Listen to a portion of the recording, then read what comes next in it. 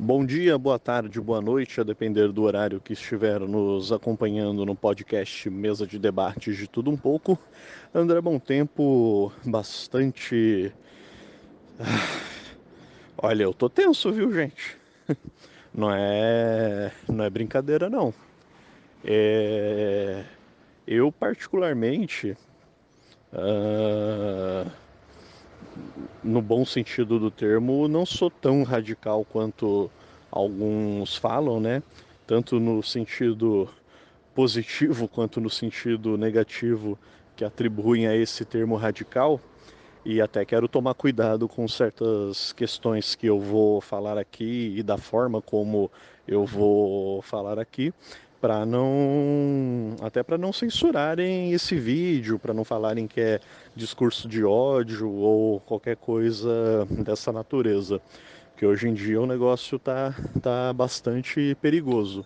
Mas olha, minha gente, estou acompanhando aí notícias referentes principalmente ao nosso Congresso, a essas pautas absurdas contra as mulheres, a vida das mulheres, principalmente as mais vitimizadas, mulheres estupradas, mulheres que carregam o feto do estuprador.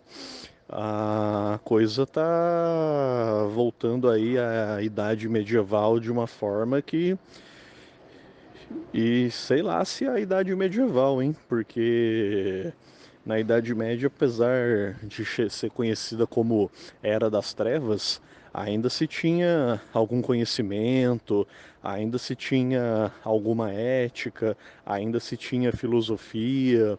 Olha, isso aí pra mim tá remetendo à Era das Cavernas.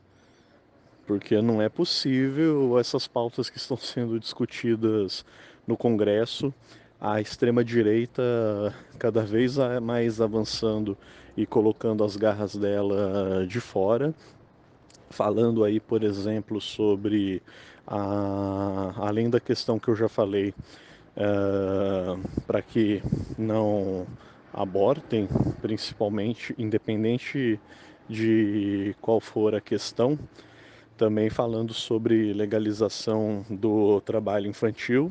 E quando falam isso, a gente sabe muito bem o que é que eles querem dizer e onde eles querem chegar. Ninguém está falando aqui do menino de 14 anos que vai ajudar o pai dele no comércio da família. O que eles estão querendo, sim, é botar molecada pobre aí para ficar 15, 16 horas trabalhando na mina de carvão. Não vem com discursinho, não vem com falso moralismo, porque a gente sabe que na prática é o que vocês realmente defendem.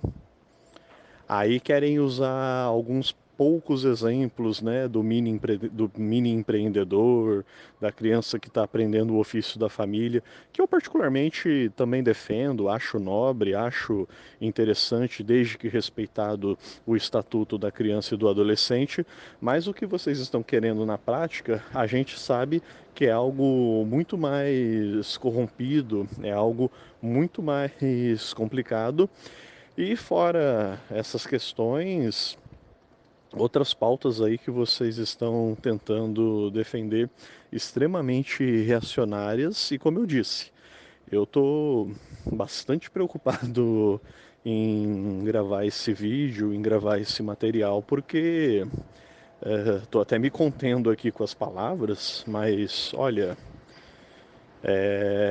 eu vi um meme que esses dias, considerando toda essa história, que ele basicamente traduziu o meu sentimento.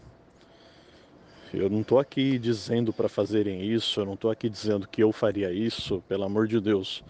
Não quero ser mal interpretado aqui. Mas nessas duas últimas semanas aí foi cada coisa horrível, cada coisa horrorosa que nós acompanhamos, que nós inclusive falamos aqui no podcast Mesa de Debates, seja nos nossos reels, seja em entrevistas ou mesmo em outros notícias comentadas. E a coisa está se somando aí de uma forma, em especial aqui no Brasil, que, voltando à questão do meme, para quem assistiu Bastardos Inglórios, lembra da cena final, quando a dona do cinema, ela consegue juntar toda a cúpula nazista, todos os nazifascistas lá dentro do cinema, trancafia numa única sala e exibe um filme idolatrando, falando sobre o nazismo, aquele povo todo ali comemorando, achando aquilo ali uma coisa maravilhosa, e na verdade ela estava preparando uma armadilha. Ela consegue juntar toda a cúpula nazista numa única sala de cinema, e aquilo, na verdade, aquele filme é uma bomba relógio. Eles vão assistindo o filme, dá tempo dela conseguir preparar tudo, deixa os caras trancafiados lá, e em determinada cena ela mesma aparece, invade, vamos dizer assim, o filme que está em exibição e informa que todos eles vão morrer, todos eles merecem morrer. E eis que a bomba estoura e mata a nazistaiada toda lá. Que, aliás, é algo que já deveria de fato ter acontecido na história, deveria ter acontecido aí na época da Segunda Guerra Mundial. E trazendo para nossa realidade, quando a gente vê notícias como essa, quando a gente vê notícias sobre esse avanço é, ultra conservador no Congresso, memes como esse acabam de certa forma traduzindo o sentimento que a gente tem, porque é uma quantidade de absurdos, uma quantidade de problemas que essas pautas vêm trazendo, tantos direitos, tantas conquistas que isso vem prejudicando, e com um discurso extremamente moralista de uma gente aí, de um pessoal que, como se diz, não vale o prato que come. E infelizmente é quem, entre aspas, nos representa, né? É quem está lá, é quem foi votado, é quem foi eleito e que, de certa forma, o destino do país está nas mãos dessa gente. É um tanto quanto triste e complicado. Ainda pegando nas notícias recentes, estamos vendo aí, acompanhando também a corrida eleitoral. Parece que o prefeito de São Paulo atual, tentando aí a reeleição, tá dando uma encostada no Boulos.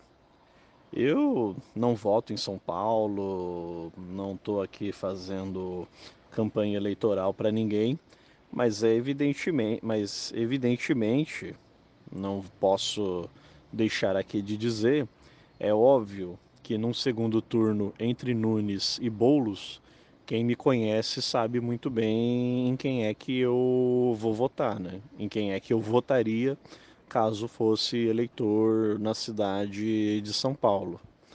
Porém, a discussão precisa ser muito mais ampla, muito mais séria, e isso aqui em São José dos Campos também, na minha cidade, da qual não tenho esperança e perspectiva eleitoral nenhuma, zero, zero, perspectiva zero com a eleição aqui em São José dos Campos, porque São Paulo, repito, não que eu morra de amores pelo Guilherme Boulos, não que eu tenha alguma perspectiva eleitoral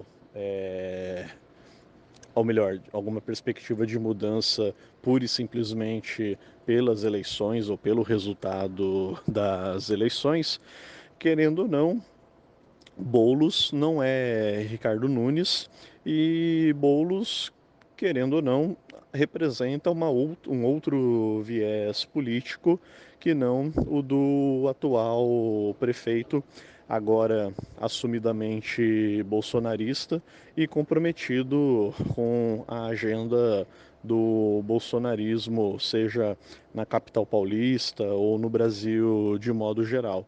Então, sem chances. E claro que, como eu disse, São Paulo, pelo menos, ainda pode dar uma respirada. Repito, não estou depositando fé, não estou depositando confiança em ninguém.